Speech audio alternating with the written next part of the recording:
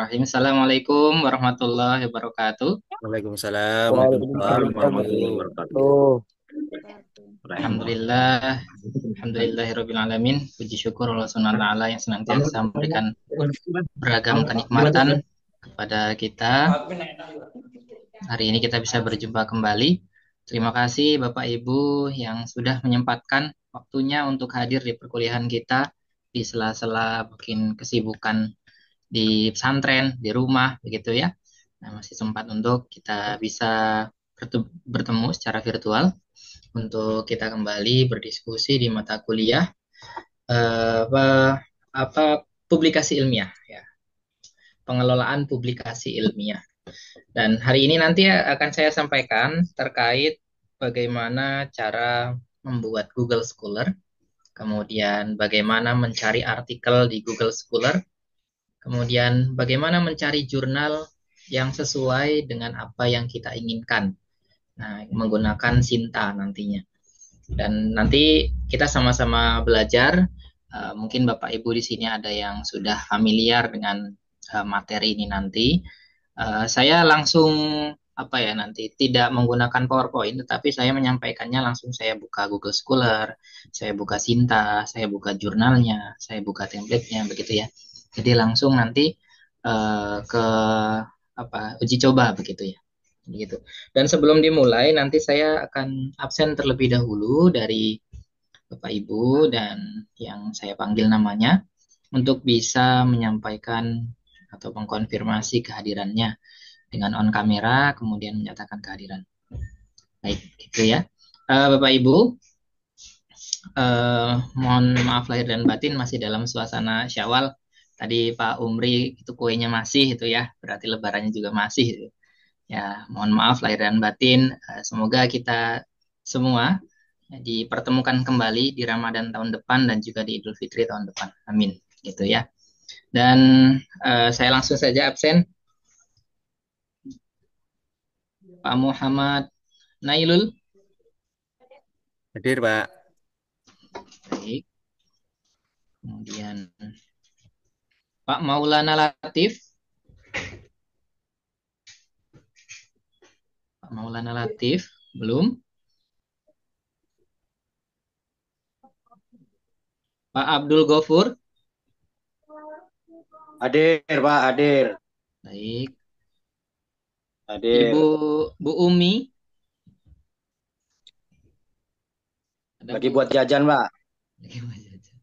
Oke, belum ada ya. Pak Anwar. Pak Anwar Irawan.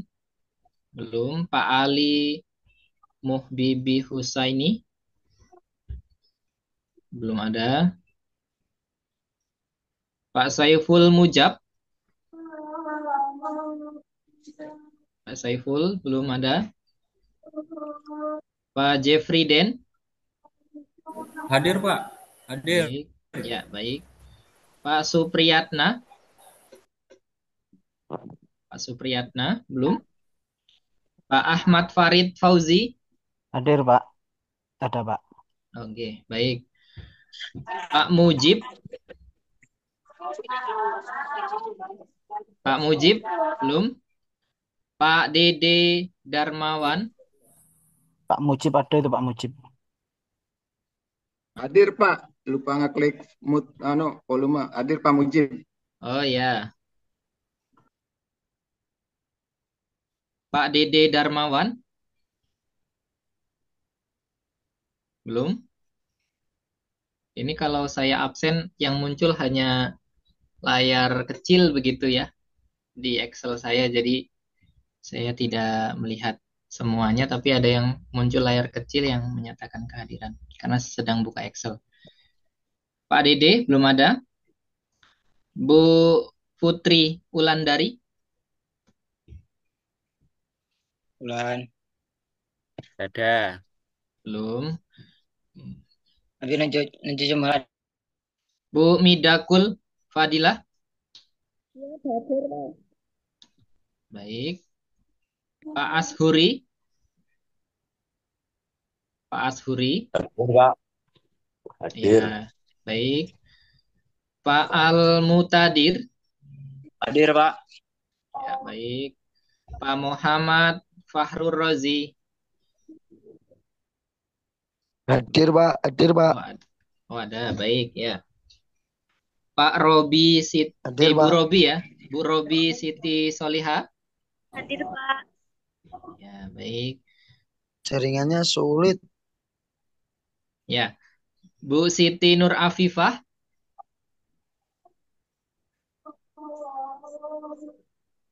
Hadir, Pak. Ya, baik. Kemudian Pak Abdul Kohar. Hadir, Pak. Baik. Pak Muhammad Yasin. Hadir, Pak. Baik. Pak Yoni. Hadir, Pak. Oh, ya, baik. Baik, Pak. Bu Mahmudah. Ada Bu Mahmudah? Belum? Belum. Pak Sayid. Hadir, Pak. Baik. Pak Abud. Hadir, Pak. Hadir. Baik. Bu Eka Yuliana. Belum ada. Pak Mualib. Belum ada. Pak Dede Supriyanto. Hadir, Pak. Ya. Bu Nur Hasanah. Belum ada. Hadir, Pak. Oh, hadir. Jalan. Ya, yang di jalan ya. Baik. Jangan di tengah jalan ya. Pak Belum Daryana. sampai, Pak. Ya, Pak Daryana. Belum ada. Pak Muhammad Dayan. Hadir, Pak. Baik. Pak Zainal Mustafa. Belum ada. Bu Siti Nurul. Bu Siti Nurul. Belum. Bu Yulianti. Bu Yulianti. Belum. Hadir, Pak. Oh, ada. Baik. Bapak atau Ibu ya? Bu Umri. Bu Umri, Bu Umri. Bu Umri, mana Bu Umri? Hadir, Bu. Pak. Pak. Oh, Bapak. Ibu Umri. Ibu Haja Umri. Ya, ini saya bingung tadi Bapak atau Ibu ya. Pak Umri ada ya? Itu ibu yang bersongot tapi, Pak. Sini. Pak Syehu. Hadir, hadir, Pak. Hadir. Baik ya. Pak Abdul Mufid. Pak Abdul Mufid enggak ada. Pak Ahmad Ainul. Hadir, Pak. Ya, baik. Bu Ika. Hadir, Pak. Baik. Bu Nining. Hadir, Pak. Ya, baik. Pak Ilham. Hadir, Pak. Hadir. Baik. Pak Fakihudin. Hadir, Pak. Ya, baik. Pak Ashuri. Ada belum? Pak Tadi ada, Asikin. Oh, tadi. Pak Hadir, Asikin. Pak. Hadir, hadir, Pak. Oh ya, baik. Bu Ulfah. Ada Bu Ulfah? Pak Belum. Zura. Belum ada. Pak Febri. Hadir, Pak. Baik.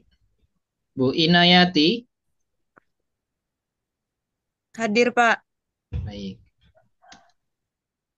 Saya coba panggil ulang ya, yang tadi mungkin belum bergabung. Pak Maulana, Bu Umi, Pak Anwar, Pak Ali Muhbibi, Hadir, Pak.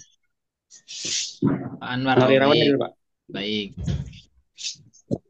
Pak Saiful Mujab, Pak Supriyatna, Pak Dede Darmawan, Bu Putri Wulandari.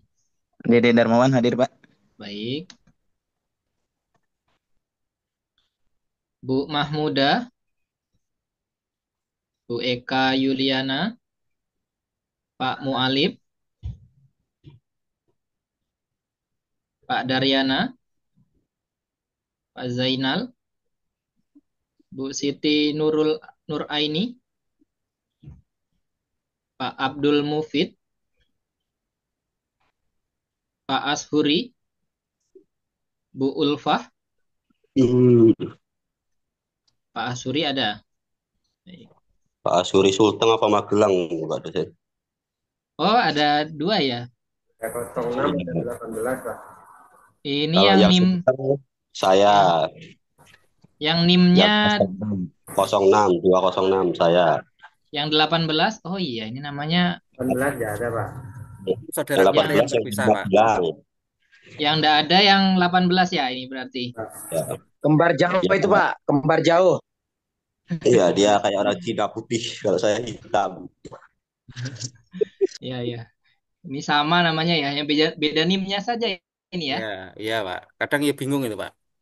Iya, bingung. Kalau nggak diperjelas nanti buram, Pak. Baik, baik. Sebentar. Pasuri. Oke. Nah, baik, terima kasih Bapak Ibu yang sudah hadir ya, tepat waktu untuk kita bersama belajar. Nah, semoga yang belum bisa bergabung segera bisa bergabung bersama dengan kita. Saya izin share screen. Ya mulai. Oh. Sudah terlihat Bapak Ibu? Tampilannya ada Google Scholar atau Google Cendekia ya. Saya rasa Bapak Ibu sudah sering membuka Google Cendekia atau Google Scholar ini. Tapi mungkin ada yang belum memiliki. Ada yang belum memiliki, ada yang sudah. Nah, Google Cendekia ini adalah alat pencari artikel, pencari karya ilmiah yang menurut saya paling familiar. Kenapa paling familiar? Karena Google Scholar ini adalah yang cukup awal gitu ya, cukup awal menyajikan data-data karya ilmiah seperti skripsi, mungkin ada buku, mungkin ada artikel ataupun juga paper yang lain, paper ilmiah atau hasil penelitian. Ketika sudah diindeks oleh Google Scholar, maka artikel tersebut akan muncul ketika diketik namanya, penulisnya pun akan muncul ketika diketik namanya. Nah, di sini ini Google Scholar ini bisa menjadi salah satu yang tadi paling sederhana, terlepas sekarang sudah banyak sekali alat pencari artikel yang yang beragam begitu ya. Mulai dari AI, Perplexity, kemudian ada nanti juga ketika mau menggunakan Sage publikasi, ketika mencari artikel yang terindeks Scopus dan yang lain-lain, nanti itu di bahasan selanjutnya atau nanti di pertemuan sinkronus yang selanjutnya. Tapi kali ini kita akan coba bahas dulu bagaimana Google Scholar ini bisa membantu kita dalam mencari artikel, mengutip, dan juga nantinya kita akan mencari jurnalnya seperti apa. Nah, di sini di Google Scholar ini, kalau Bapak Ibu ketika menggunakan Google Scholar ini dibuat dengan berbasis email dari Gmail gitu ya, dari Gmail. Jadi Gmail siapapun itu bisa dibuat. Tetapi perlu diperhatikan Bapak Ibu, ketika membuat Google Scholar ini tidak boleh ganda. Jadinya artinya ganda itu adalah dengan nama yang sama, email yang hampir serupa gitu ya. Sebagai contoh emailnya saya apriandawijaya@gmail.com, itu yang saya pakai. Kemudian saya membuat lagi apriandakusuma@gmail.com. Kemudian saya buat dengan nama yang sama. Nanti ada indikasi Google itu menganggap ini adalah robot. Keduanya itu bisa di hidden atau disembunyikan. Nah, ini ketika Bapak Ibu belum membuat, sebagai contoh, ketika Bapak Ibu belum membuat, Bapak Ibu bisa membuatnya seperti ini. Diklik profil saya, ini saya hanya menyimulasikan, tetapi saya tidak ingin membuat. Kenapa? Karena saya sudah memiliki Google Scholar. Nah, ini saya coba untuk menggunakan email yang lain, tetapi saya tidak membuat lagi karena saya khawatir di beberapa teman saya, karena email yang sebelumnya beliau itu lupa kata sandinya, maka beliau membuat Google Scholar dengan email yang baru. Nah, setelah beberapa waktu kemudian, pas dicari namanya, kok tidak muncul di Google Scholar. Nah, ternyata Google Scholar-nya ganda. Jadi kemudian akhirnya Google itu mengidentifikasi bahwasannya dimungkinkan keduanya itu adalah robot dan akhirnya di-hidden, disembunyikan. Jadi ketika diketik profilnya, nama tersebut tidak muncul. Nah, di sini Bapak Ibu ketika mau membuat, bisa Bapak Ibu tadi ya, ini menggunakan akun, contoh saja ini Gmail. Kalau sudah memiliki akun email kampus, itu akan jauh lebih baik. Bapak Ibu menggunakan email kampus. Nama lengkap Bapak Ibu, kemudian afiliasi, bisa dituliskan UIN Siber Syekh Nur Jati Cirebon, begitu ya. Nanti Bapak Ibu bisa buat. Kemudian ada email verifikasi, itu adalah email lain, begitu ya. Email lain selain dari email utama ini. Kemudian bidangnya, contoh kalau Bapak Ibu pendidikan agama Islam di persekolahan, contoh begitu. Halaman beranda ini opsional. Kalau Bapak Ibu punya blog bisa dicantumkan di sini. Nah, saya tidak ingin klik berikutnya ya Bapak Ibu, karena saya sudah memiliki Google Scholar dan saya tidak mau terindikasi afiliasi yang sama, ini afiliasi dan nama yang sama, karena itu akan memungkinkan nantinya disembunyikan. Dan saya akan coba share Google Scholar saya, coba ya. Nah, saya coba akan ketik nama saya.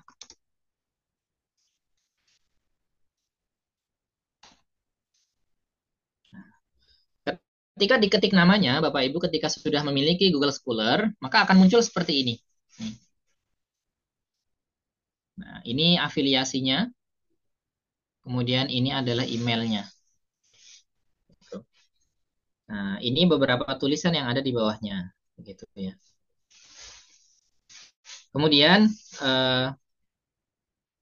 ketika apa ya, Bapak Ibu ingin mencari artikel, contoh saja tadi ya, kembali ke sini, pendidikan agama Islam di sekolah, contoh. Nah, maka akan muncul banyak sekali artikel-artikel yang terkait dengan apa yang Bapak Ibu ketik. Nah, usahakan yang diketik ini adalah kata kuncinya. Apa yang akan Bapak Ibu cari informasinya. Nah, kemudian saya pengen nih artikelnya itu hanya 5 tahun terakhir. Oh, dari 2016, dari 2021 sampai 2025, begitu ya. Nah, ini bisa dibuat rentan khusus 2021 sampai 2025. Maka yang muncul di sini itu adalah artikel dari tahun tersebut. Nah, ini yang di sini tidak semuanya artikel jurnal, Bapak Ibu. Mungkin di sini adalah hasil skripsi, mungkin di sini adalah hasil penelitian, mungkin jurnal, begitu ya. Jadi bermacam-macam. Nah, kalau seandainya Bapak Ibu, oh ternyata ini hampir mirip nih dengan yang saya cari, penelitian saya mau kutip inilah. Nah, tinggal diklik ini saja, kutip. Nah, kemudian dipilih yang bagian yang kedua, APA, apa? Ini adalah sistem pengutipan. Pengutipan secara umum ada 3, ada MLA, APA, ISO 690. Tetapi di kampus kita dan kebanyakan ilmu pendidikan itu menggunakannya APA, American Psychology Association. Ini. Jadi ketika mau mengutip jurnal ataupun buku, yang dicari yang ini aja. Ini tinggal diklik, di copy, kemudian masukkan ke dalam daftar pustaka. Nah, dicantumkan citasinya, dicantumkan rujukannya tadi itu. Nah, ketika menuliskan daftar pustaka, ini kan ini ya, ini penulisan daftar pustaka ini. Ini yang benar seperti ini. Kenapa? Karena untuk penulisan jurnal ini, nama jurnal, ini nama jurnalnya itu dicetak miring. Kalau dia buku, bersumber dari buku, itu yang dicetak miring adalah judul bukunya. Tetapi kalau jurnal, yang dicetak miring adalah nama jurnalnya, penerbitnya. Ada perbedaan sedikit dengan tadi buku ya. Tapi untuk penempatan nama, tahun, judul, secara umum hampir sama. Yang bagian belakang ini apa, Pak? Nah, ini adalah volume dan nomor terbitan. Yang 147 sampai 160 ini adalah halaman dari jurnalnya. Halaman dari jurnalnya. Nah, ini contoh sederhana ketika mau mengutip dari Google Scholar. Tinggal dibaca abstraknya, kemudian inti dari artikelnya apa, nanti dimasukkan ke dalam kajian teori bisa. Itu. Kemudian, ini tadi tahun range-nya sudah, dan contoh coba kita cari yang dari sumber buku ya. Nah, ini ada dari buku nih, Google Book nih. Dan diperhatikan, tidak semua penulisan ketika kita klik kutip, ini semuanya benar. Belum tentu. Kenapa belum tentu? Terkadang ada yang tidak lengkap. Terkadang ada yang tidak lengkap datanya. Mungkin penerbitnya tidak ada, bahkan tahunnya kadang juga tidak tercantum. Nah ini, kalau ini udah benar juga, ini nama ya, nama akhir, kemudian koma, nama awal, singkatan dari nama awal ya, tahun, kemudian pendidikan agama Islam pada sekolah kurun waktu 2003 sampai 2022. Ini judul bukunya, ditulis miring, karena tadi buku ya, penerbitnya adalah dipublish. Yang kurang apa? Lokasi penerbitnya. Ini tidak ada.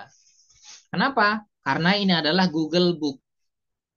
Kalau buku yang biasa itu ada lokasinya. Kalau Google Book ada yang kemudian tidak mencantumkan lokasinya.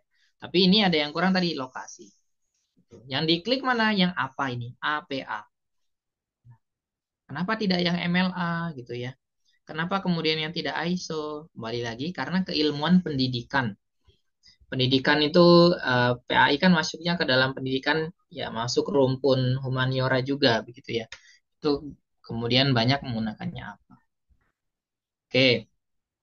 Kemudian ini kalau diklik hasilnya apa sih gitu ya. Nah, coba kita klik ya. Ada yang muncul ketika diklik adalah langsung ke artikel.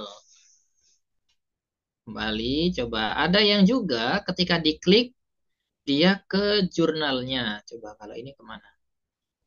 Ini ke artikel kayaknya, langsung PDF soalnya. Coba, masih loading ternyata. Versi. Saya coba klik versi.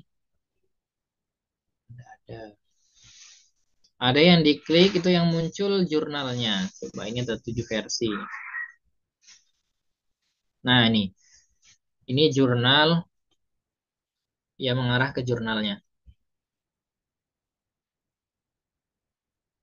Nih. Mengarah ke jurnalnya. Di sini. Nah ini sudah muncul. Ini adalah ketika Bapak Ibu sudah menulis jurnal, maka nanti akan muncul seperti ini. Ada nama, afiliasi, begitu ya. Ada judulnya di sini, terbitnya kapan, di Sinta berapa. Nah, oke, nanti kita akan bahas apa itu Sinta, begitu ya. Oke, ini Google Scholar. Kemudian saya coba kalau membuka dari tadi kan baru membuka Google Scholar dari akun lain. Sekarang kalau membuka Google Scholar dari akun saya yang dia emailnya email Google Scholar.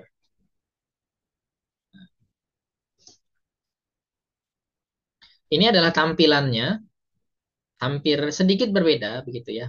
Tapi bisa diedit. Karena saya ini menggunakan email yang saya pakai untuk Google Scholar-nya. Kalau tadi kan bukan email yang sebagai Google Scholar. Nah, sekarang saya pakai email yang menjadi Google Scholar-nya. Maka akan muncul seperti ini. Di sisi kanan itu ada nama-nama. Ini adalah pengarang bersama, artinya beberapa penulis, dosen yang saya pernah berkolaborasi dalam menulisnya. Nah, kemudian ini adalah kutipan, ini dikutip oleh, ini siapa saja yang mengutip di sini akan terlihat. Kapan mengutipnya, gitu ya. Tahun 2021, 2024, begitu. Ini kemudian kalau mau menambahkan artikel, ini ada klik tambah. Nah, tambahkan artikel bisa manual, bisa kalau yang ini itu adalah artikel yang sudah ada di Google Scholar. Jadi gini, artikel sebenarnya kalau sudah publish itu akan otomatis masuk ke Google Scholar kita. Tetapi di beberapa kasus ditemukan harus ditarik. Ditarik itu seperti ini, mencari gitu ya. Ini sudah ada di profil atau belum? Kalau ini kan sudah ada ya keterangannya di profil. Yang belum ada enggak? Nah, ini belum ada di dalam profil. Kenapa ini tidak saya masukkan ke dalam profil? Karena ini adalah tulisan bimbingan mahasiswa saya. Jadi tidak saya masukkan gitu. Yang ini. Yang ini sama juga ini bimbingan skripsi mahasiswa itu tidak saya masukkan. Nah, ada mungkin yang ternyata artikel saya belum masuk. Nah, tinggal diklik saja di sini, dicentang. Nah, ini nanti ketika dipilih, keterangan dipilih, di checklist nanti sudah masuk ke profil individu. Oke. Kemudian kalau menambahkan manual pun bisa. Ini artikel secara manual. Nanti dimasukkan, katakanlah Bapak Ibu punya buku, tapi bukunya itu belum terindeks Google Scholar. Boleh nggak dimasukkan sini? Boleh.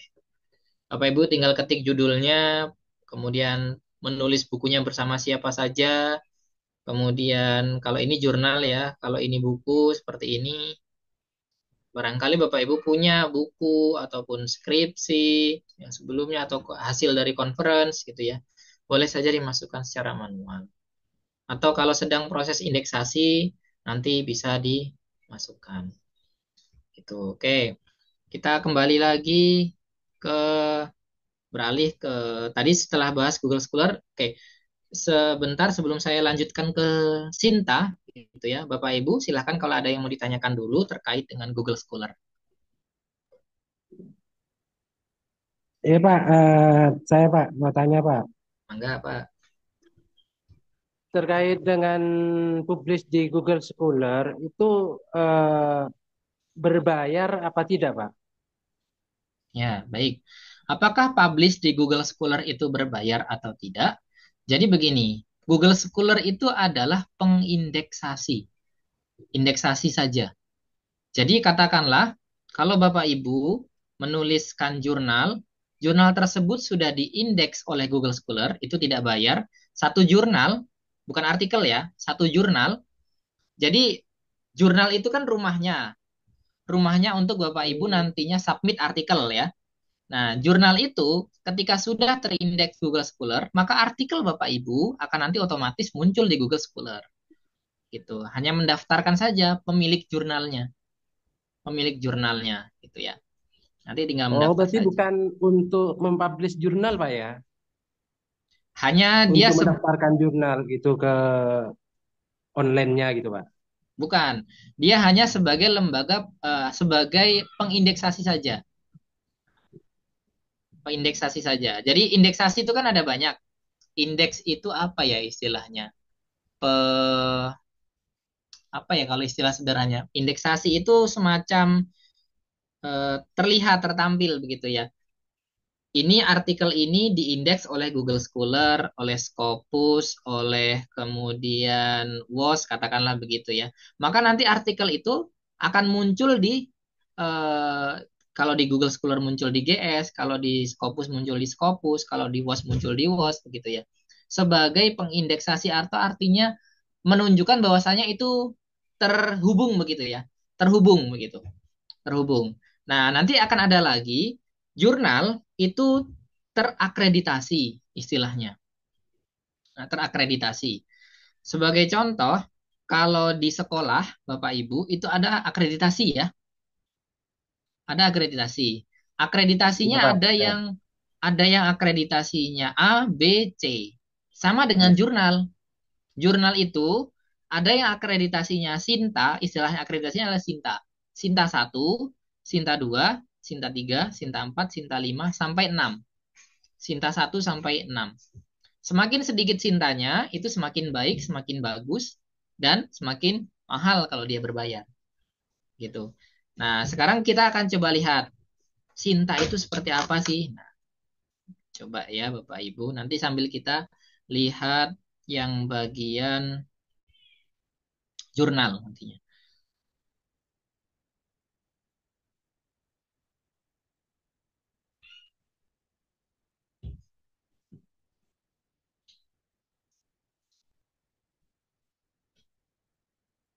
Oke, di sini muncul, nah ini, Sinta ya. Sinta Santi ya. Sinta. Pakai indah mahal, Pak. Sinta Santi. Oke. Sinta ini adalah sebenarnya kependekan dari Science and Technology Index. Sinta ini juga pengindeks, tapi juga kemudian akreditasi begitu ya. Nah, akreditasi sebagai contoh di sini kalau kita cari jurnal, diklik. Jadi di sinta.kemdikbud.go.id. Di sini penulis juga bisa muncul, ranking penulis bisa muncul begitu ya. Nah, kalau sekarang kan tahapannya adalah kita untuk mencari jurnal. Jadi fokusnya ke mencari jurnal, mencari artikel. Nah, sebagai contoh ini jurnal. Jurnal yang berkaitan dengan pendidikan agama Islam contoh ya. Agama Islam. Oke, di enter.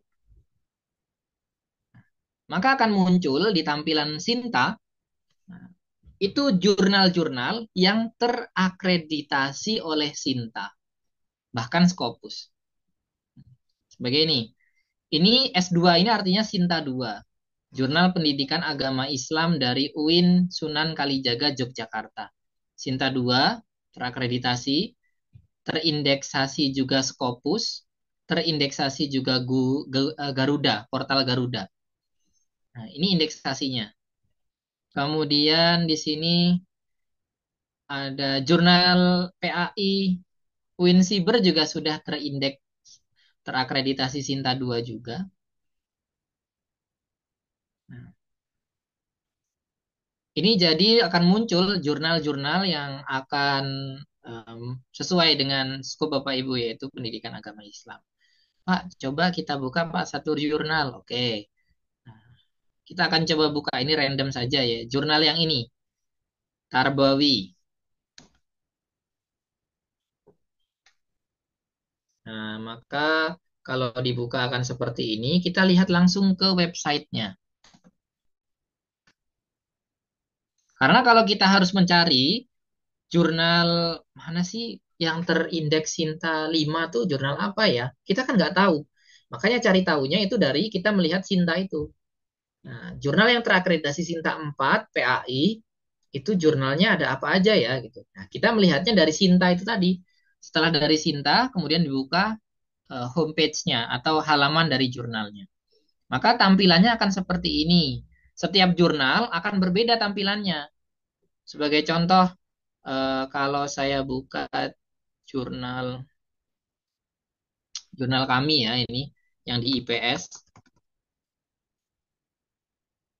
Ini terklik keluar ya. Bentar.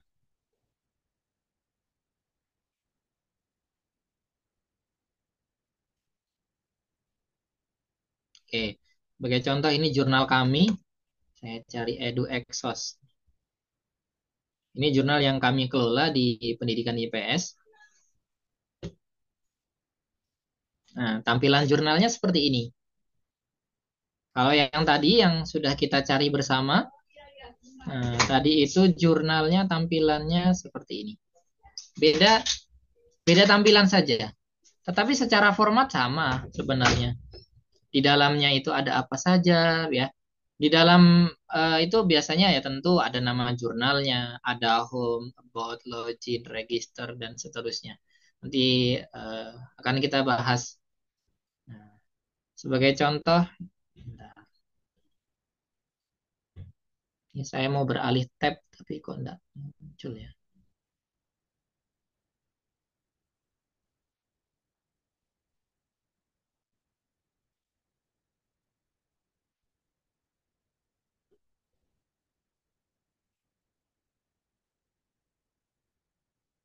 Oke, nah ini. Ini kalau contoh jurnal EduExos, tadi kalau ini adalah jurnal yang tadi kita coba cari bersama. Nah, jurnal ini adalah tempat untuk ketika Bapak Ibu ingin mempublikasikan artikel jurnal. Makanya ada jenis artikel ilmiah, dia basisnya jurnal, ada artikel populer. Berbeda itu. Kalau artikel populer, itu seperti yang dipublikasikan mungkin di Kompas, ya, yang dipublikasikan mungkin di nusantara.com, yang dipublikasikan di sindonews.com gitu. Itu artikel populer. Nah, kalau ini adalah artikel ilmiah jurnal. Artinya dipublikasikannya di jurnal. Tahapan-tahapannya tentu akan mengikuti apa yang disampaikan di dalam jurnal tersebut. Sebagai contoh di sini, jurnal ini kan tadi sudah kita buka dari Sinta tadi ya. Bapak Ibu, ketika memilih jurnal, itu harus diperhatikan juga fokus dan skopnya. Fokus dan skop itu adalah materi apa saja yang nantinya bisa dipublikasikan di jurnal itu. Nah, ini contoh fokus and scope jurnal di Unismu ini ya. Ada pendidikan agama Islam, konsep dasar agama Islam, sejarah Islam, metode pembelajaran PAI, ada kajian Al-Quran dan hadis. Jadi, penelitian yang berkaitan dengan ini bisa dipublikasikan di sini. Dipublikasikan. Caranya gimana gitu ya. Nah, itu harus ya, buat username dulu, baru login. Nah, Oke, ya itu Pak. oke, baik. Di sini untuk caranya nanti dari Apa itu harus kolaborasi dengan pihak kampus atau gimana Pak? Kok rata-rata jurnal itu di universitas-universitas gitu Pak? Oke, kita coba lihat ya. Apakah artikel jurnal itu harus kolaborasi? Ini kita coba lihat arsipnya ya. Di jurnal yang tadi kita cari bersama. Nah, ada yang dia itu menuliskan secara personal, ada yang menuliskan secara berkelompok atau berkolaborasi. Bagus yang mana? Kalau saya sebagai pengelola jurnal, itu lebih suka tulisan itu dituliskan berkolaborasi. Apalagi kolaborasinya dengan yang kampus lain atau dengan yang di luar negeri. Itu kalau kami lebih menyukai itu. Karena dalam penilaian akreditasi, itu lebih tinggi nilainya yang ada kolaborasi dengan terutama untuk negara lain gitu ya. Nah, kalau sendiri boleh enggak? Boleh. Boleh diperbolehkan. Tetapi di kampus-kampus itu biasanya ada yang mewajibkan. Terutama kalau untuk yang dijadikan artikel jurnal ini sebagai syarat untuk tugas akhir. Di kita gimana Pak gitu ya? Apakah boleh gitu? Nah, tempo hari itu sempat sudah menjadi perbincangan begitu ya. Artikel jurnal ini akan menggantikan skripsi. Nah, nanti ketika penulisan itu tentunya akan ada kolaborasi. Kenapa? Karena ketika proses penulisan itu kan ada pembimbing. Penulis pertamanya adalah Bapak Ibu, penulis kedua dan ketiganya itu adalah pembimbing 1 atau pembimbing 2. Begitu. Intinya. Kemudian di sini kalau kita coba lihat satu-satu ya. Kita coba lihat satu artikel. Tampilannya ada abstraknya. Kemudian kita lihat yang PDF-nya. Ini harus download. Coba cari yang lain. Coba yang ini.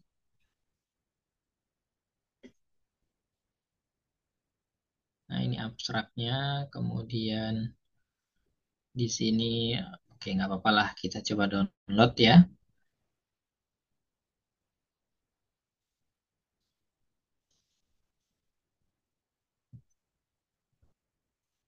Nah, ini adalah tampilan jurnalnya tadi ya, yang sudah di-download. Nah, di sini ada judul, ada nama, ada kemudian institusinya. Boleh nggak ini satu institusi? Boleh. Tetapi kembali lagi tadi ya, kalau ingin apa istilahnya meningkatkan nilai akreditasi untuk yang jurnal tertentu, begitu biasanya jurnal tersebut menginginkan ada kolaborasi. Sebentar. Nah, kemudian di dalam isian jurnal itu ada abstrak ya, ada kemudian abstraknya biasanya 2 bahasa, bahasa Indonesia, bahasa Inggris. Ada jurnal juga yang menentukannya itu berbahasa Inggris gitu ya. Bapak Ibu, template jurnal itu setiap jurnal sangat mungkin berbeda. Template-nya. Artinya template itu ya disesuaikan dengan ini. Jenis hurufnya, spasinya berapa gitu ya. Itu setiap jurnal sangat mungkin berbeda. Nah, ini ada pendahuluan. Secara umum, jurnal itu tapi ada pendahuluan, ada metode, hasil dan pembahasan, penutup di dalamnya kesimpulan. Secara umum begitu. Tetapi secara penulisan, penuangannya, itu mungkin ada yang menggunakan, ini kan dua kolom begitu ya, kanan kiri. Ada yang satu kolom, ada yang spasinya itu 1,15, ada yang spasinya 1,5, ada yang spasi 1 mungkin. Ada yang jenis hurufnya ini pakai Times New Roman, ada yang pakainya Calibri, begitu, beda-beda. Nah, kalau ini metodologi ada, kemudian hasil dan pembahasan, begitu ya, sampai kepada penutup di akhir. Di akhir, penutupnya mana? Nah, nih, ada penutup. Penutup itu berisi dengan kesimpulan. Ini sebagai contoh. Jadi, masa sih berbeda gitu ya? Oke, kita coba lihat artikel di jurnal yang lain begitu ya. Ini tampilan panelnya ini, panel zoom-nya ini nggak mau keluar deh. Bentar.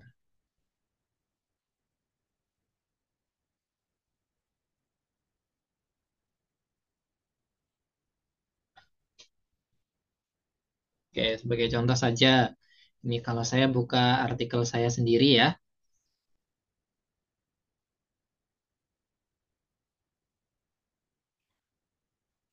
Saya terbitkan di jurnal PKN Universitas Tanjung Pura, Pontianak ini.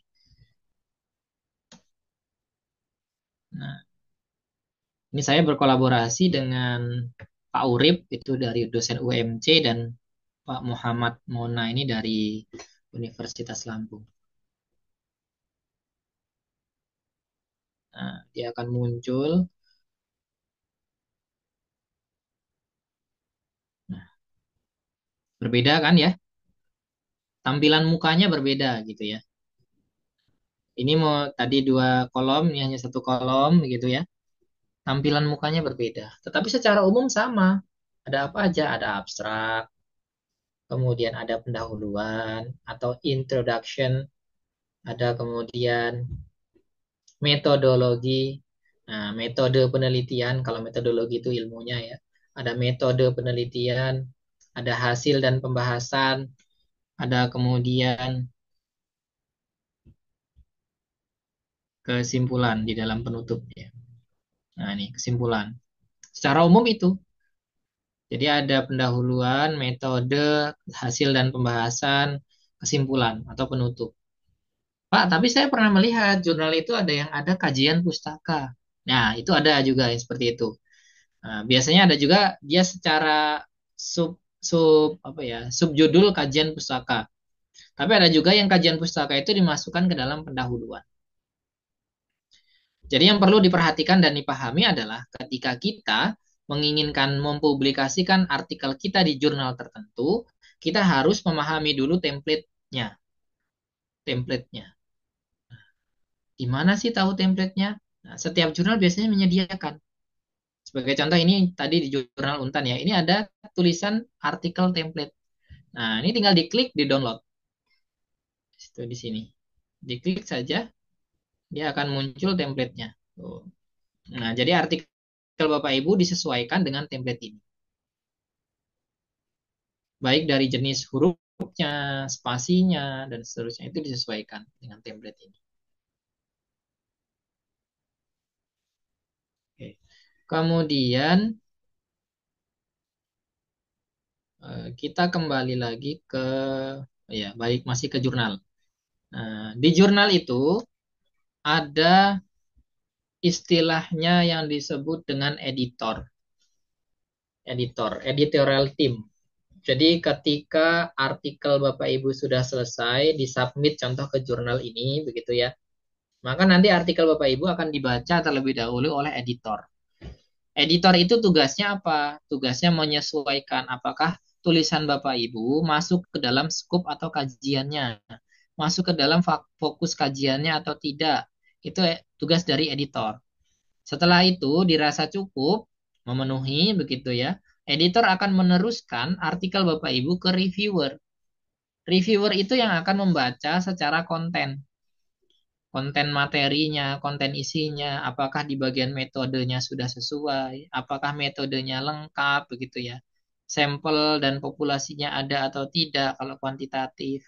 Respondennya siapa saja, informannya kalau kualitatif gitu ya. Itu akan dilihat oleh reviewer. Nah, kemudian reviewer itu akan mengajukan artikel Bapak Ibu itu layak atau tidak untuk dipublikasikan dengan catatan revisi besar atau kecil, atau mungkin ditolak. Nah, itu masukan dari reviewer. Jadi, untuk menjaga objektivitas jurnal itu ketika untuk dipublikasikan, maka tahapannya tadi itu. Submit dulu, dicek oleh editor, masuk ke reviewer, dibalikan lagi oleh reviewer, diterima kembali oleh Bapak Ibu. Kalau revisi, dikembalikan lagi. Gitu ya. Oke, sementara dulu. Nah, barangkali ada yang mau ditanyakan dulu, silahkan. Apa yang masih bingung? Kita diskusi.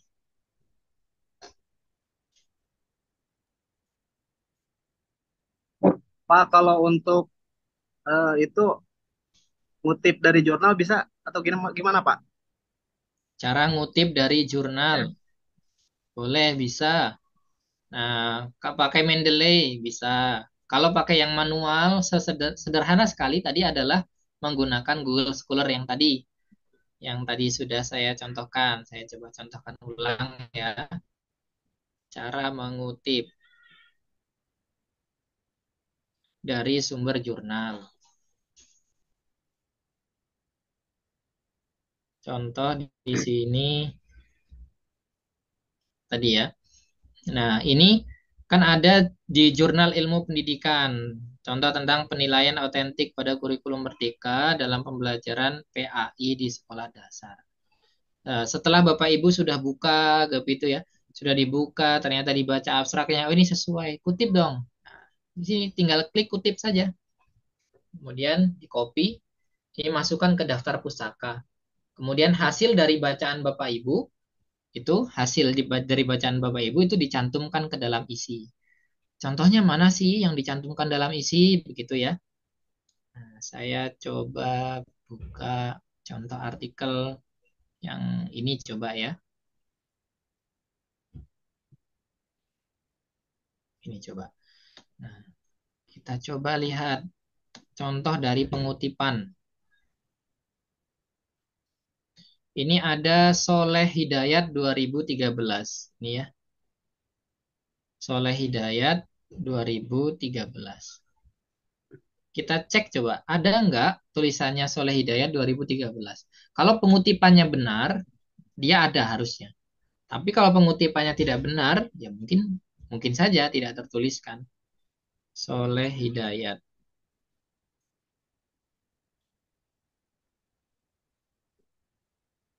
Oke, di sini ada nih ya. Soleh Hidayat. Oh, ini dari buku ternyata, gitu ya. Ternyata ini dari buku. Kalau dari jurnal, contoh kutipan yang dari jurnal. Oke, kita coba cari lagi.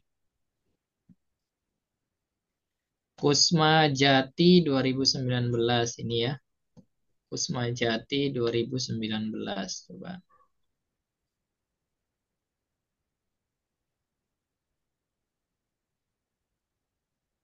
Kita cek di daftar pustaka ada nggak Kusma Jati? Kusmi Jati. Nih. Oh ya Kusmi Jati ini. Ini ada ya 2019. Nah, ini hasil penelitian ternyata, bukan jurnal nih. Ada keterangan hasil penelitian dan pengabdian. Proceeding dia bentuknya, bukan jurnal.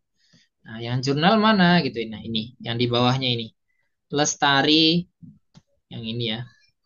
Lestari dan seterusnya. Ini adalah pengutipan dari jurnal. Jadi ketika sudah dikutip di atas, tadi ya di bagian di sini,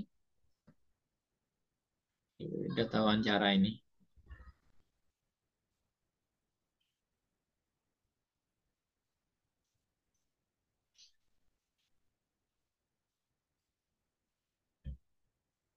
Sama dengan ketika menuliskan makalah ya Bapak Ibu. Ketika sudah dituliskan di sini, maka ini wajib hukumnya kalau menuliskan jurnal begitu ya. Itu ada di dalam daftar pustaka. Karena itu kan nanti akan masuk ke dalam komentar reviewer atau editor. Daftar pustaka disesuaikan. Karena banyak juga seperti di jurnal kami di EduAccess itu menetapkan menggunakan Mendeley. Mungkin sudah pernah belajar Mendeley Bapak Ibu. Nah, Mendeley itu akan otomatis sinkron antara yang dikutip dengan yang kemudian di daftar pustakanya. Penelitian yang dilakukan dan diuji coba oleh 13 ilmuwan. Ini teliti oleh Vivi dan Ella 2018. Nah, itu ada di dalam daftar pustaka. Itu cara pengutipannya. Nah, tadi penulisan daftar pustakanya yang secara sederhana tadi ya, ketika ternyata tulisan sudah ada, bisa di sini kutip nih tadi ya. Kemudian di copy.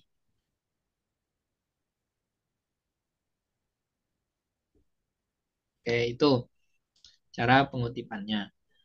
Begitu mungkin, Pak? Ya, Pak. Baik. Ada lagi, silahkan. Pak, berarti satu lagi, Pak. Mohon maaf. Bangga. Berarti kalau buka di sinta.kemendikbud.go.id itu tetap nanti kita ngambil kutipannya dari Cendekia gitu, Pak. Google Cendekia. Oh, kalau seandainya kita melihat langsung dari Sintanya begitu ya, itu bisa kita menuliskan secara manual. Nah, kalau kita coba lihat mana Sinta ya, saya coba ketik.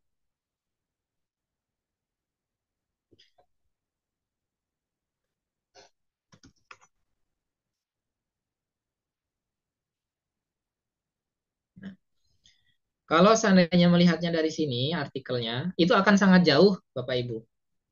Akan sangat jauh. Kenapa sangat jauh? Karena Bapak Ibu, kita melihat Cinta ini adalah untuk mencari jurnal yang akan kita submit. Tapi kalau kita mencari artikel, jadi artikel dengan jurnal ini adalah dua hal yang berbeda. Artikel itu adalah tulisan kita, jurnal itu adalah tempat untuk kita mempublikasikan tempatnya. Nah, artikel jurnal itu adalah artikel ilmiah yang akan disubmit ke jurnal, gitu ya. Kalau artikel populer itu adalah artikel yang akan disubmit atau diterbitkan mungkin di Kompas dan seterusnya dan yang lain. Nah, kalau Bapak Ibu mau mengutip dan mencarinya dari Sinta itu terlalu jauh. Nah, lebih mudahnya tadi yang paling sederhana menggunakan Google Scholar. Pak, kalau ternyata saya searching di Google biasa, nggak ke Google Scholar, saya nemu nih tulisan. Tapi nggak ada tahunnya. Terus kemudian nggak ada penulisnya. Boleh nggak dikutip? Nah, itu sumber referensi yang dikatakan tidak kredibel. Kenapa tidak kredibel? Sumber referensi yang kredibel itu adalah sumber referensi yang penulisnya jelas siapa. Kemudian tahun terbitannya kapan. Penerbitnya siapa. Seminimal mungkin ada 3 itu, gitu ya. Penulisnya itu siapa, tahun terbitannya kapan, siapa penerbitnya. Nah, baru tulisan itu bisa dikatakan kredibel. Kalau kemudian hanya file PDF tapi kemudian penulisnya kok nggak muncul siapa ya, tahun terbitnya kapan, nggak ada gitu ya. Itu tidak kredibel. Artinya itu dihindari ketika dijadikan sebagai sumber referensi dalam pengutipan. Gitu. Nah, bisa saja kalau seandainya Bapak Ibu mau langsung buka jurnalnya saja. Contoh tadi karena Bapak Ibu konsentrasinya di PAI gitu ya. Nah, Bapak Ibu buka saja jurnalnya di Sinta di sini. Katakanlah ya. Kemudian buka di webnya. Karena di sini juga ada Google Scholar juga ya, Garuda website editorial. Nah, di sini ini adalah jurnal kita ya ini. Winsiber Al-Tarbawi Al-Hadisah. Nah, di sini katakanlah Bapak Ibu langsung sajalah ke sini gitu ya.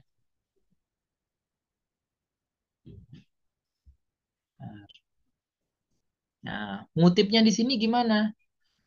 Nah, ada 2 kemungkinan. Bisa Bapak Ibu di sini menuliskan secara manual, ya, secara manual, nama akhir, kemudian tahunnya, judul, terbitannya, penerbitnya, begitu ya, jurnalnya apa, gitu ya.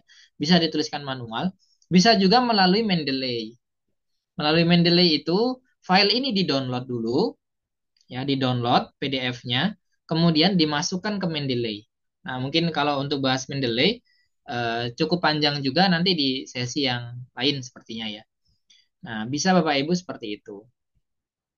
Tetapi tadi saran saya, kalau Bapak Ibu mau mencari sebagai contoh, Pak Dede pengen meneliti tentang apa? Ayo, contohnya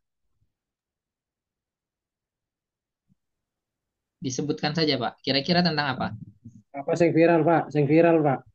Ya, Pak Zainal bolehlah, kalau enggak boleh apa? Kita ketik di sini. Apa kira-kira? Hal yang berkaitan dengan PAI apa? Karena Bapak Ibu tidak lepas dari PAI ya tentunya. Tetapi nanti kajiannya mungkin bisa PAI di persekolahan, PAI di pesantren, PAI dalam aspek sosial, dan seterusnya itu Bapak Ibu yang lebih paham. Sekarang coba kita satu deh, Pak Dede tadi. Boleh? Apa Pak Dede kira-kira? Kalau tugas boleh Pak. Boleh, nggak apa-apa. Apa Tugas. kira-kira? Ya, desain pembelajaran berbasis apa itu tadi saya lihat ya. Berbasis apa? Kompetensi Pak. Kompetensi. Ini ya. Kita kata kuncinya pembelajaran berbasis kompetensi. Nah, Bapak Ibu pengen cari nih materi tentang siapa aja sih yang nulis tentang pembelajaran berbasis kompetensi. Kalau Bapak Ibu lewat Google Cendikia, Google Scholar kan akan sangat mudah. Ada jurnal dari ini, Stah M. Kuturan begitu ya. Ada Google Book, ada jurnal Steinmeierne, ada kemudian macam-macam. Banyak sekali. Nah, ini yang tadi 2021 sampai 2025. Nah, kalau untuk lebih banyak lagi contoh, mungkin saya pengen yang 10 tahun terakhir begitu ya. 2016 contoh, sampai 2025.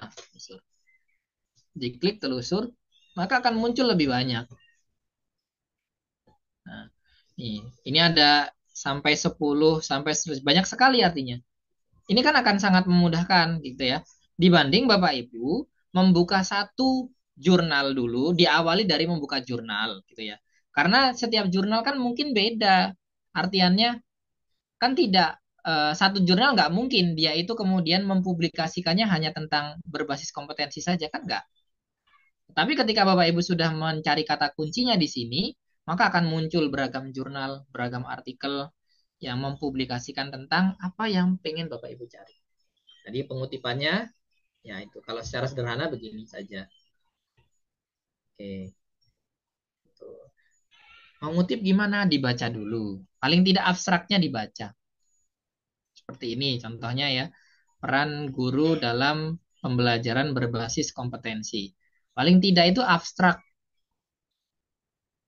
Coba kita buka ya. Dan sepertinya jaringannya kurang bagus. Buka yang lain, coba yang ini.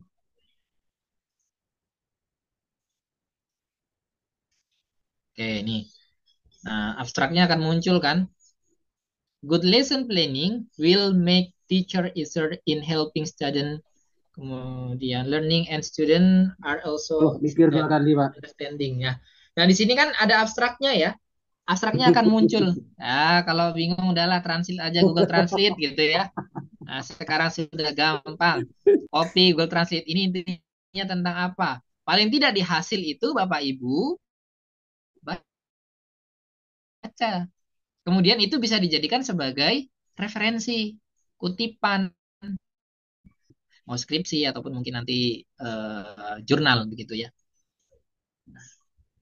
Perlu diingat Bapak Ibu, nanti tugas akhir kita di akhir itu adalah Bapak Ibu sudah menyusun artikel jurnal yang siap untuk disubmit. Artinya sudah disubmit gitu ya. Kenapa? Karena kemarin itu sempat ada kabar begitu ya. Dalam waktu dekat bisa jadi ini adalah sebagai tugas akhirnya. Kan lumayan tuh kalau Bapak Ibu sudah bisa gitu ya. Sudah bisa untuk saya mau cari jurnal, mau cari tulisan tentang pembelajaran berbasis kompetensi nih. Nah, saya cari aja gitu ya. Kemudian jurnalnya apa aja sih yang berkaitan dengan ini? Oke, saya cari jurnalnya. Kan kalau Bapak Ibu sudah terbiasa akan sangat memudahkan Bapak Ibu. Tadi ya dilihat lagi fokus and scope-nya seperti apa. Disesuaikan dengan apa? Template di sini ya, template-nya ini. Gitu, itu Bapak Ibu. Boleh yang lain silahkan. Ada yang ingin ditanyakan lagi. Kita diskusi, gitu ya. Yang ingin didiskusikan lagi. Ayo Pak Umri. Tadi Pak Umri itu yang Assalamualaikum Pak. Waalaikumsalam. Izin bertanya Pak, tadi kan ada sedikit pembahasan mengenai tugas akhir ya Pak nanti. Ya, Nah, untuk di tugas akhir itu berarti kita bisa memilih ya Pak antara skripsi atau membuat jurnal begitu Pak. Ya. Jadi begini Bapak, kalau untuk saat ini yang berlaku adalah skripsi. Saat ini ya. Tapi beberapa waktu lalu saya sempat mendengar bahwasannya jurnal itu, artikel jurnal itu akan dijadikan sebagai salah satu opsional ya, opsional untuk sebagai tugas akhir. Jadi mungkin boleh memilih antara skripsi atau mungkin boleh memilih antara jurnal itu, artikel jurnal gitu ya. Tapi ini belum di ACC ya, Bapak Ibu. Jadi masih kemungkinan. Kenapa? Karena di kampus yang lain pun ada yang sudah menerapkan seperti itu.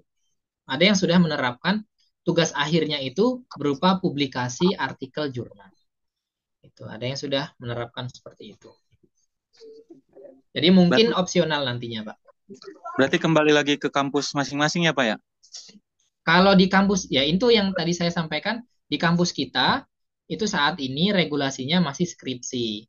Tetapi beberapa waktu lalu saya sudah sempat mendengar begitu ya dari tim penjaminan mutu juga akan coba diformulasikan, dimungkinkan begitu ya nantinya adalah berupa jurnal. Opsionalnya bisa jurnal, artikel jurnal. Gitu. Ya, baik Pak, terima kasih jawabannya. Sami Pak. Tapi juga harus tadi ya, tidak semua artikel jurnal bisa diterima. Kabarnya itu minimal Sinta 4. Terakreditasi Sinta 4. Gitu. Jadi artikel jurnal itu kan tadi ya saya sampaikan terakreditasi. Semakin sedikit Sintanya itu semakin baik, semakin ketat. Dan semakin sulit untuk publikasinya. Yang Sinta 6 dengan Sinta 3 tentu akan berbeda. Mudah dan sulitnya. Sinta, apalagi Sinta 1 begitu ya. Sinta 1 dengan Sinta 5 begitu ya, tentu akan beda. Mungkin Sinta 5 itu hanya 1 kali revisi sudah diterima. Yang Sinta 2 mungkin 5 kali revisi itu belum tentu diterima gitu. Itu mungkin terjadi gitu ya. Dan untuk biayanya juga ada jurnal itu yang dia mempublikasikan dengan free, gratis. Ada yang mempublikasikan secara gratis. Ada juga yang berbayar. Semakin baik atau Sintanya semakin sedikit, Sinta 1, 2, itu semakin mahal. Ada nggak yang gratis, Pak? Ada. Tetapi jumlahnya sedikit. Jurnal yang gratis. Karena jurnal yang gratis itu sedikit, peminatnya banyak, tentunya antriannya juga semakin banyak. Gitu. Jadi semakin sulit untuk mempublikasikan di situ. Nah, tempo hari itu saya mempublikasikan di tahun 2024 kemarin. Ada yang di Sinta 2. Itu kami, tapi kolaborasi itu dua setengah kalau tidak salah. Ada tahun kemarin juga sempat publikasi di Sinta 4, itu free, gratis. Gitu. Tempo hari juga sempat di Sinta 3 itu ada yang free juga. Jadi tiap jurnal berbeda-beda. Begitu. Begitu mungkin Bapak Ibu.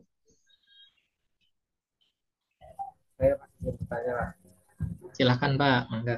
Terkait dengan pengutipan atau daftar pustaka Pak, kan saya pernah lihat itu ada makalah atau tulisan yang kutipannya itu berupa link dari jurnalnya, bukan nama jurnalnya. Apakah itu boleh Pak? Dan kemudian adakah batasan berapa halaman untuk pembuatan jurnal yang kira-kira bisa disubmit gitu Pak?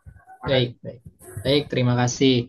Bagaimana cara pengutipan jurnal, pengutipan artikel yang baik dan benar? Nah, di template itu biasanya kalau jurnal itu akan menyatakan, menunjukkan bagaimana cara penulisan daftar pustaka. Ini sebagai contoh ya, ini jurnal kita di Al-Tarbawi Al-Hadisah. Di template-nya kita coba lihat, kita buka. Di sini kita coba lihat yang di bagian akhir biasanya ya. Nah, ini penulisan daftar pustaka. Di sini ada standarnya di sini ya. Di sini menggunakan APA. Tadi yang kita sudah lihat ya, APA Style, American Psychology Association, begitu ya. Di sini yang ditulis apa saja. Apakah kemudian linknya boleh? Linknya saja. Nah, kalau linknya saja yang dituliskan, itu tentu tidak betul, tidak benar. Nah, tetapi yang betul adalah kalau apa style, paling tidak itu ada nama, kemudian tahun, kemudian judulnya, dan juga jurnalnya apa. Oke, coba kita cari yang lain ya, yang sudah publish. Yang tadi sempat kita lihat. Di sini di 2005. Kalau hanya linknya saja itu tidak tepat begitu ya, Bapak Ibu. Jadi seminimnya mungkin itu adalah mengikuti. Nah, kok ini ada linknya saja Pak gitu ya. Nah, ini kan bukan dari sumber jurnal, tetapi ini adalah dari surat kabar atau berita gitu ya. Kalau yang dari jurnal, mana contohnya kita lihat yang dari jurnal. Ada keterangan. Nah, ini jurnal nih. Yang ini. Nah, jurnal ini maka akan ada namanya. Nama siapa penerbitnya begitu ya. Kemudian pengarangnya siapa, tulisan judulnya apa, DOI-nya. Ini akan jadi link. DOI ini HTTP ini akan jadi link ketika nanti di enter itu akan jadi link. Gitu. Jadi kalau hanya linknya saja itu kurang tepat, tidak tepat gitu ya. Tapi kalau menuliskan artikel jurnal tentu harus lengkap dengan bagaimana nama, tahunnya, kemudian juga judulnya itu apa dan seterusnya.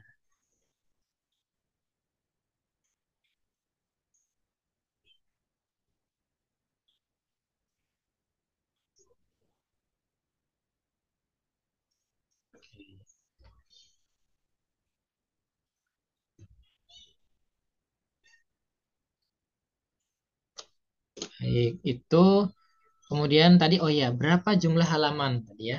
Bapak bertanya. Berapa jumlah halaman?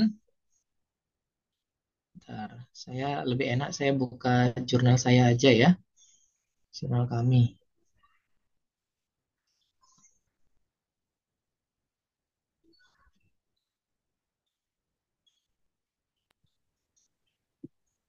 Izin sholat dulu, Pak.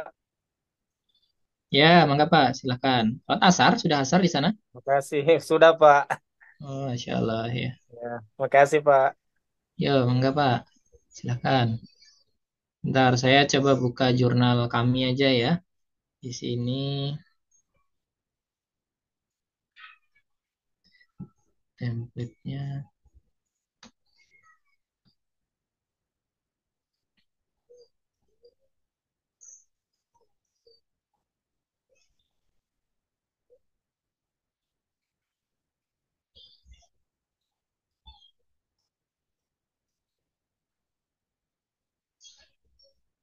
Nah,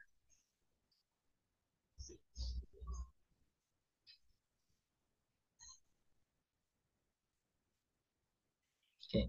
Ini template jurnal kami. Berapa halaman gitu ya? Berapa halaman?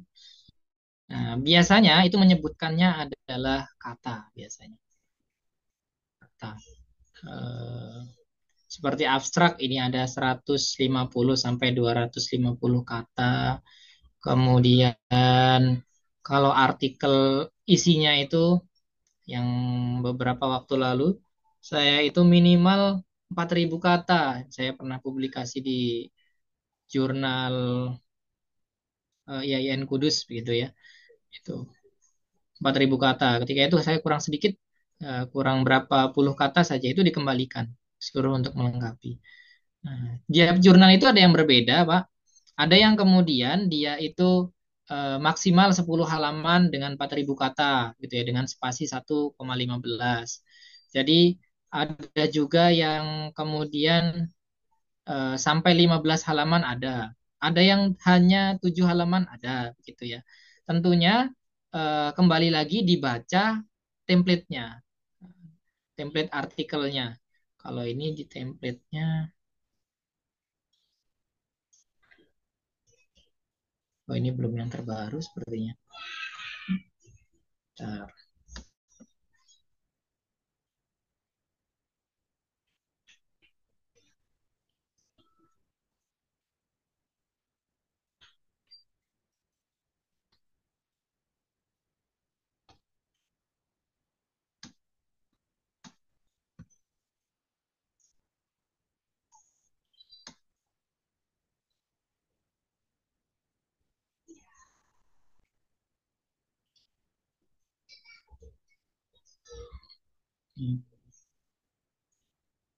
Nah, kemudian penulisan pengutipan, ada yang 10 tahun terakhir, di sini 10 tahun terakhir begitu ya.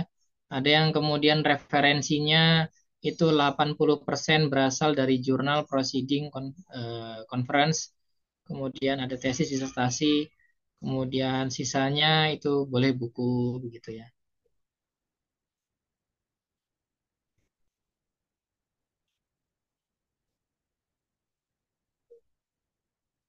Oke, jadi berbeda setiap jurnal, setiap penerbit, publisher, gitu ya, itu memiliki kebijakan yang berbeda.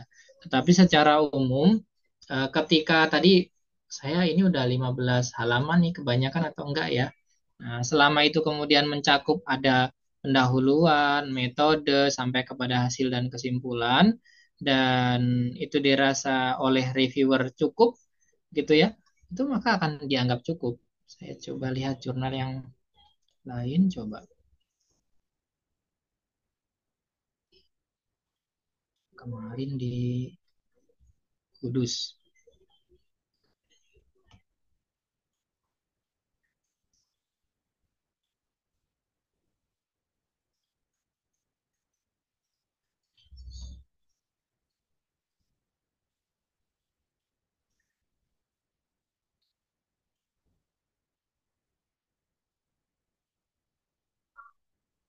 Oke, sebentar. Di sini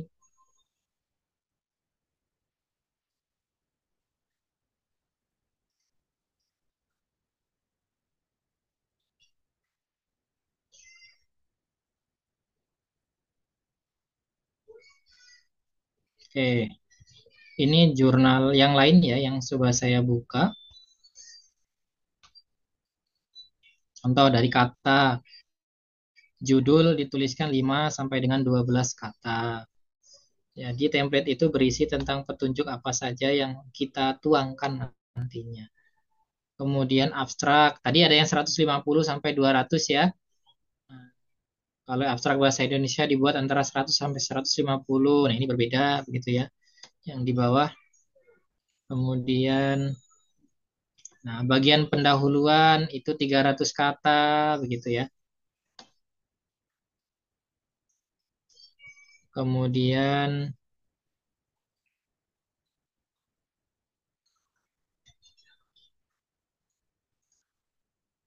mana ya?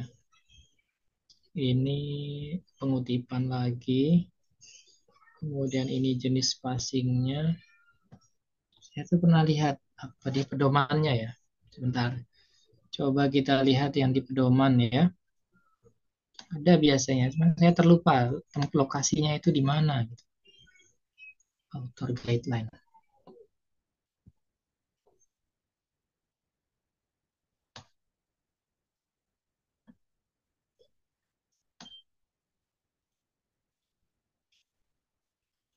Ini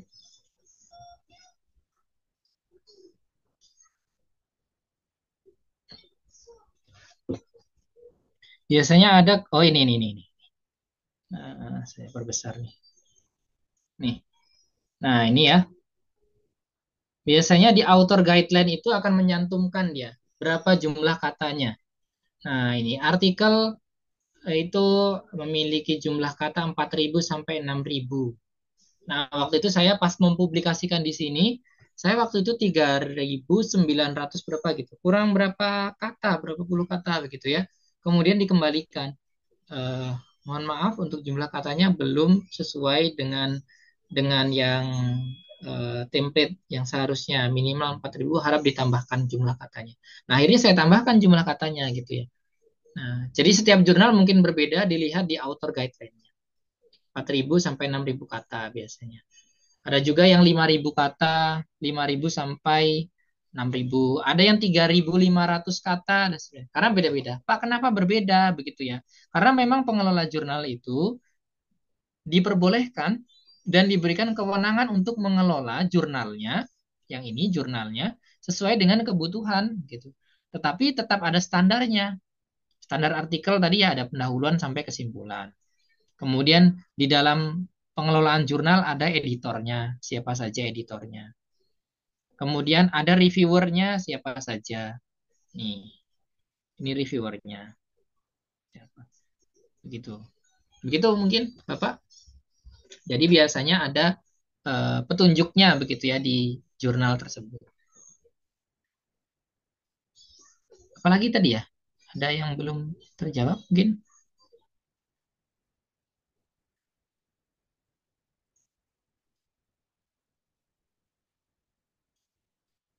Nah, sekarang silakan barangkali ada yang masih mau ditanyakan.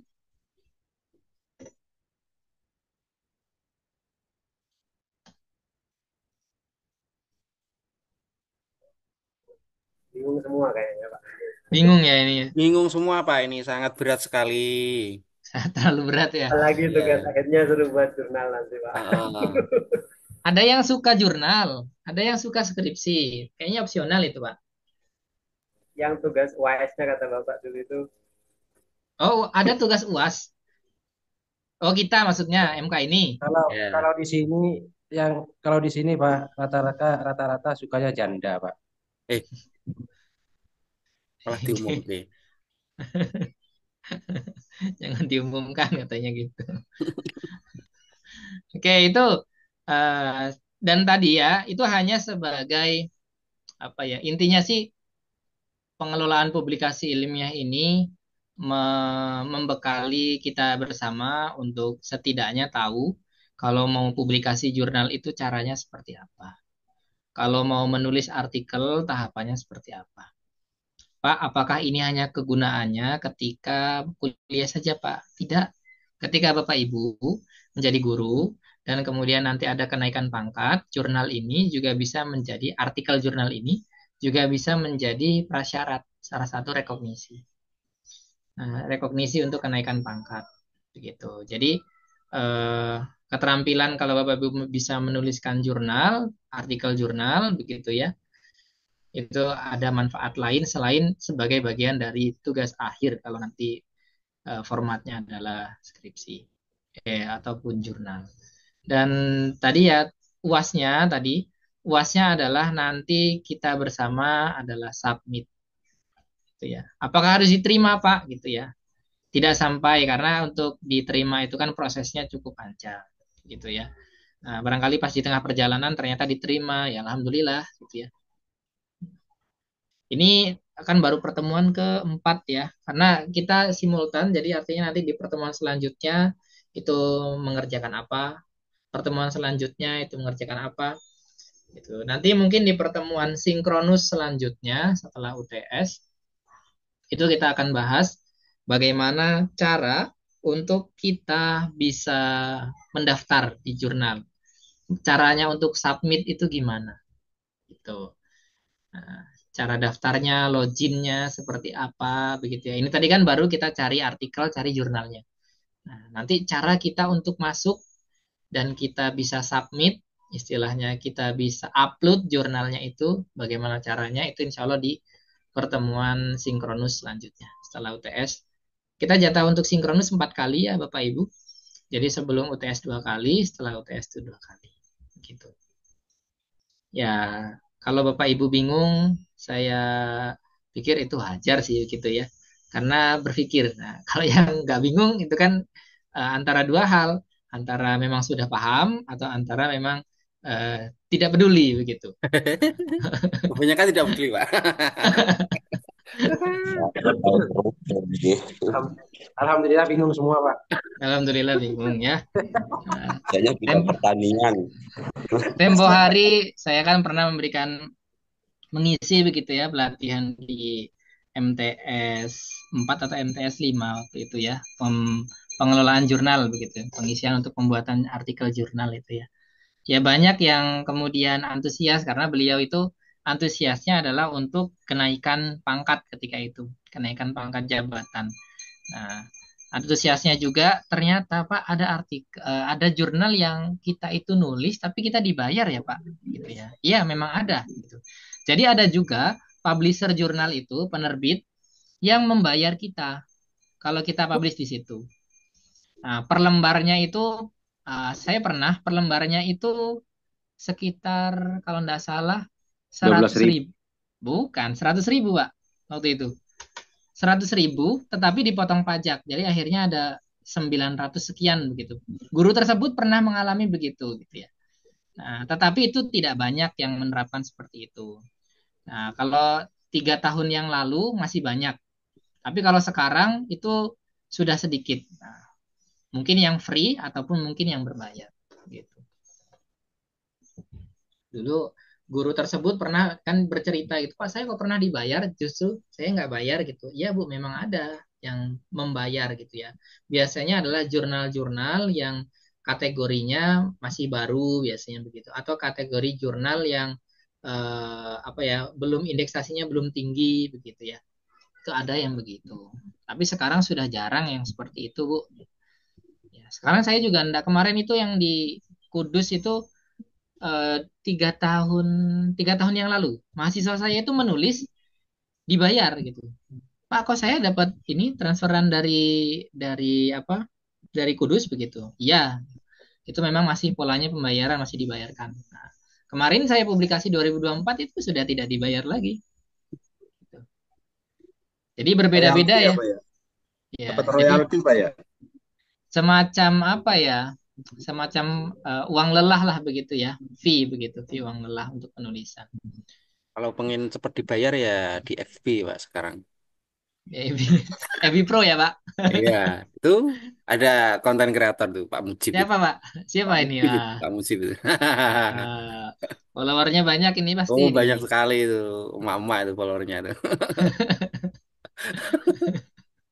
Iya, kalau buka Facebook sekarang rame ya, buka Facebook itu aktivitas itu libur semester aja itu Pak. Sekarang udah off. Berarti nanti libur semester mulai lagi nih Pak. Ya.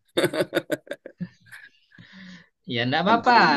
Kalau produktif begitu ya bisa berbagi gitu ya. Kalau dagangannya sepi Pak, kalau rame mah enggak.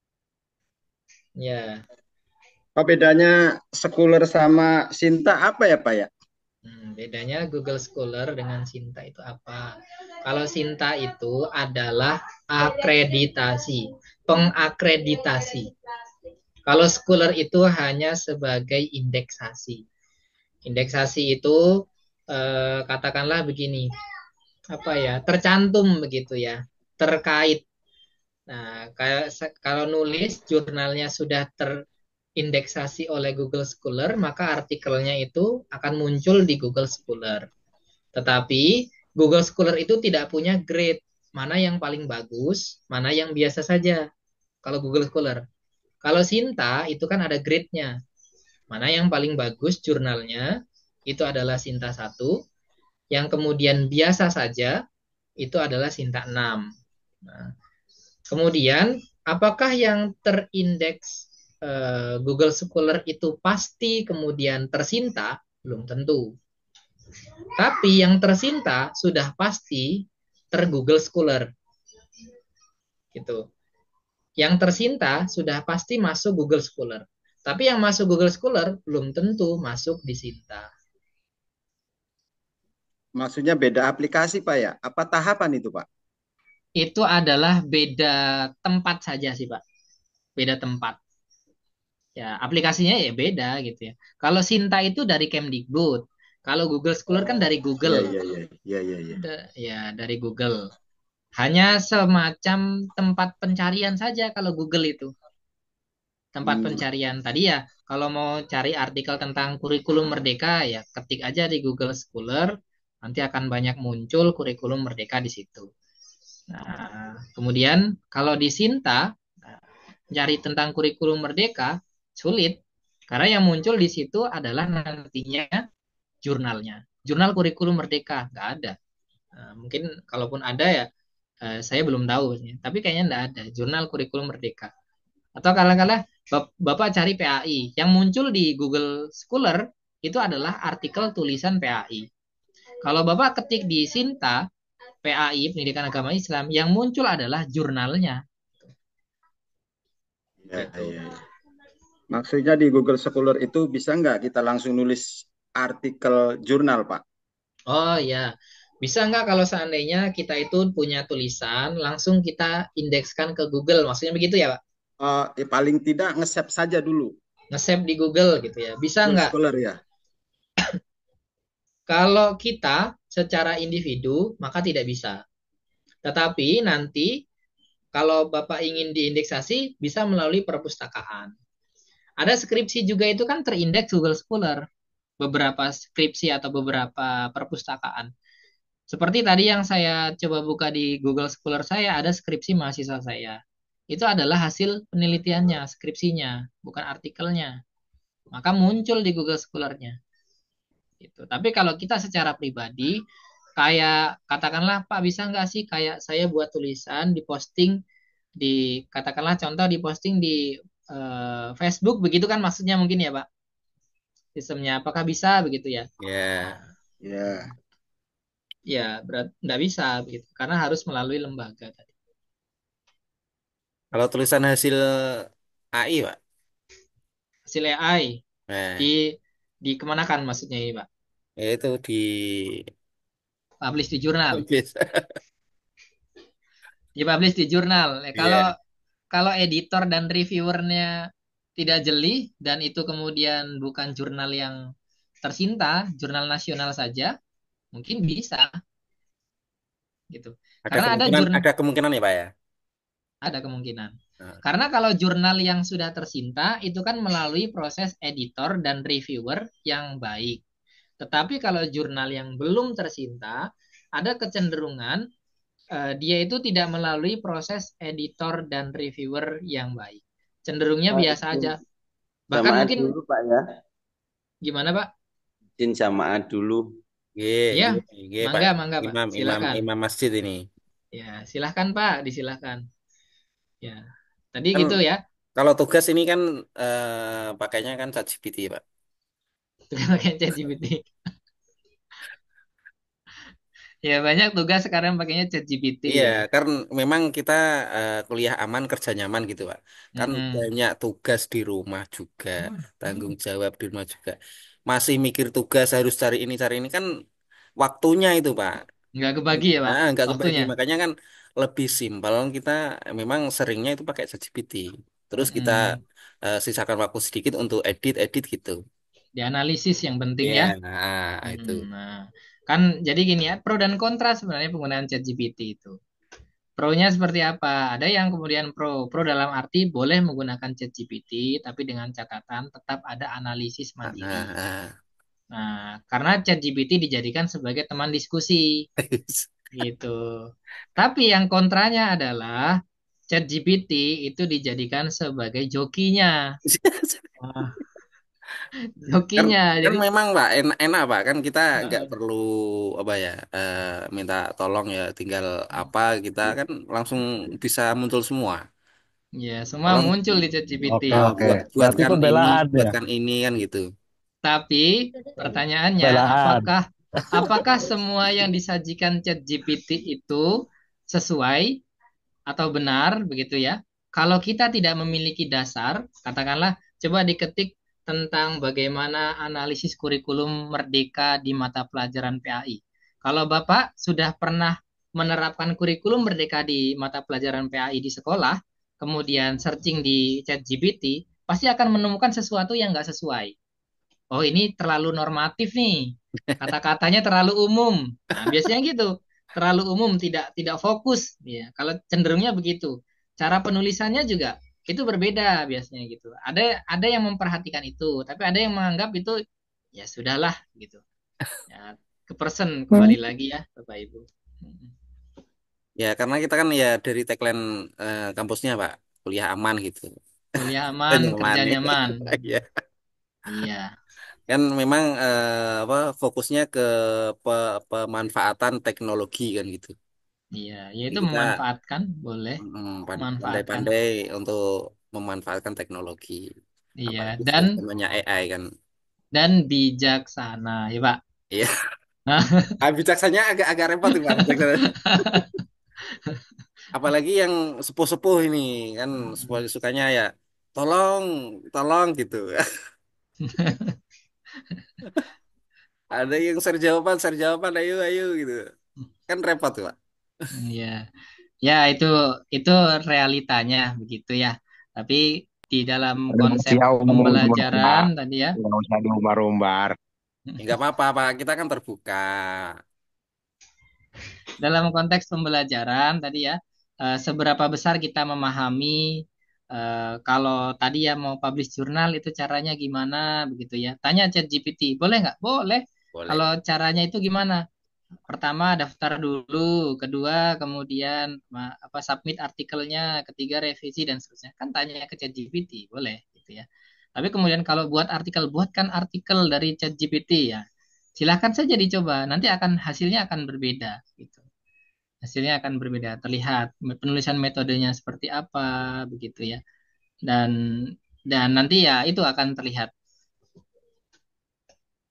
Memanfaatkan itu enggak salah gitu ya. Karena kan pada sekarang ya udah zamannya ya Bapak Ibu. Ya Pak, Ada zamannya Pak. ChatGPT, AI, kita mau bikin AI video, bikin konten itu. sudah sangat banyak ya AI sekarang yang memfasilitasi kita dalam pembelajaran maupun dalam keseharian. Gitu. Ya, sekali lagi ya ini adalah dalam konteks pembelajaran seberapa kita untuk bisa bersama memahami intinya pengelolaan publikasi ilmiah itu adalah Bapak Ibu setidaknya nantinya adalah bisa submit jurnal. Nah, itu target akhirnya kan itu. Nah, sebelum disubmit jurnalnya kan ada tulisannya, tulisan artikelnya. Nah, dari tugas Bapak Ibu yang kemarin begitu ya, tugas mata kuliah yang lain dijadikan dalam format artikel, boleh nggak? Boleh, silahkan saja, enggak apa-apa. Yang penting tadi ada beberapa indikator yang disesuaikan pendahuluannya sampai kesimpulan dan saran sampai daftar pustaka. Boleh. Gitu. Beberapa tugas mata kuliah juga di perkuliahan yang lain menjadi artikel juga pernah saya lakukan begitu. Enggak apa-apa, boleh, bisa. Bapak bisa izin lab, Pak? Saya kebetulan di masjid mau adzan, Pak. Oh iya, ini kebetulan udah mau selesai ya. Oh iya ya. 15.10 kan ya? Ya, Pak.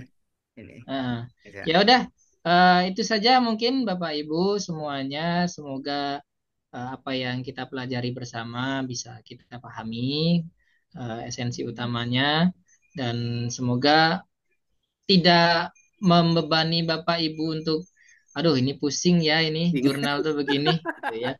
Sekali lagi saya hanya mengarahkan gitu ya, mengarahkan untuk kita belajar bagaimana publikasi ilmiah. Siap. Itu kan. Kemudian untuk di pertemuan selanjutnya sinkronus dan untuk asinkronus nanti setelah UTS dan diinformasikan lebih ulang lagi. Oke, itu saja. Sebelum diakhiri saya mau foto terlebih dahulu, screenshot dari Bapak Ibu. Silakan untuk on kamera. 3, 2, 1. Sebentar, yang 3, 2, 1. Oke, baik. Terima kasih Bapak Ibu semuanya. Kita akhiri bersama dengan hamdalah. Alhamdulillahirabbil alamin. Mohon maaf atas segala kurangnya dari saya. Kalau udah alhamdulillahnya tuh kayak lega begitu ya. Alhamdulillah gitu kayak lega itu. Selesai ya. Baik, terima kasih. Mohon maaf atas segala kurangnya. Assalamualaikum warahmatullahi wabarakatuh. Waalaikumsalam warahmatullahi wabarakatuh. Terima kasih.